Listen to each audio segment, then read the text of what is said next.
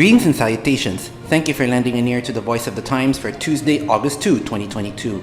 For today's editorial, the National Book Awards return. After a 2-year absence because of the COVID-19 pandemic, the National Book Awards were given out again last Saturday, July 30. It was the 39th award ceremony of the premier book awards giving body in the country, administered by the National Book Development Board and the Manila Critics Circle. 110 books published between 2019 and 2020 were chosen as finalists by the experts in their categories. The Manila Critics Circle chose the 27 winners across 25 categories. There were 2 winners in the drama and poetry in English categories. The Ateneo de Manila University Press was named Publisher of the Year for winning 8 titles. It is held by Karina A. Bolasco, who was the moving force behind Anvil Publishing, which changed the face of Philippine publishing when it began operations in 1990. Many of the Philippines' major writers today were first published by Anvil 32 years ago. The National Book Awards, by empowering agents of creativity to bring their ideas to fruition, aligns with the daring yet hopeful economic outlook of the NBDB to reinvigorate the Philippine publishing industry, said NBDB Chairman Dante Clincang II in a message. NBDB Executive Director Charis Aquino Tugades said in her welcome remarks, "While some people might say that awards are really just secondary to what is truly important, which is the book, I believe, like many of you, that the prestige and attention that they bring to the creative work amounts to something greater." She added, "They encourage wider readership and spotlight what are otherwise overlooked voices, which then encourages sales and helps our booksellers and publishers, which in turn encourages wider authorship.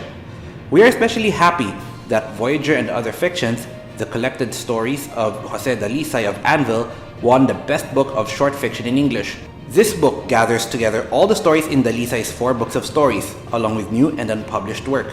He is a master of the short story in all its forms and handles the language with elegance and care." The late Edilberto N. Alegre's Biyaheng Pinoy, a Mindanao travelogue, rightly won for Best Book of Nonfiction Prose in English.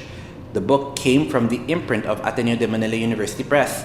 Professor Alegre, who is from Luzon, did extensive fieldwork for his essays, visiting marketplaces, cockpits, private homes, street corner stores, museums, and libraries. His work is a charming mixture of cultural studies and personal recollections delivered in accessible language. The best anthology in English went to Mindanao Harvest 4, edited by Jaime Ann Lim, Christine F. Godinez Ortega, and Ricardo M. de Angria. The earlier anthologies were published by the pioneering New Day publishers. This latest came from the imprint of Far Eastern University Publications. This important work can be seen as a companion piece for the book by Professor Alegre. Both deal with Mindanao, with the anthology showing new and veteran voices from the island, in poetry, short story, and creative nonfiction. The Best Book of Drama was awarded posthumously to Lito Casaje, whose book Salvador Javier at Iba Pang Dula was published by the University of the Philippines Press. The other winner is Rodi Vera for 2 women as specters of history, Lakambini and Indigo Child. Both books are pressed firmly on the pulse of the times, with the past as framework and filter for the promise of the present. The Poetry Prize was also shared by 2 poets. The first winner is the newly minted national artist Dr. Gemino H. Abad, whose elegant poems were published by the UP Press in the book When Bridges Are Down, Mountains Too Far, New Poems. The other winner is Dina Roma for her intensely beautiful poems in We Shall Write Love Poems Again from the University of Santo Tomas Publishing House. Retired Ateneo Dean and Professor Benilda S. Santos brought home the prize for the best book in Filipino for Ruta, Mga Bago at Piling Tula from the Ateneo de Naga University Press. Her poems are deeply felt meditations on how the everyday can be touchstones for the eternal. We congratulate the NBDB and the Manila Critics Circle for this bountiful harvest. May our writers produce more books that mirror the soul of our nation. And that's the editorial for Tuesday, August 2, 2022. For more news and information, get a copy of the Manila Times on print. Subscribe to its digital edition or log on to www.manilatimes.net. Follow us on Twitter, Facebook, or Instagram, and listen to the Voice of the Times. Our longest trusted English newspaper since 1898.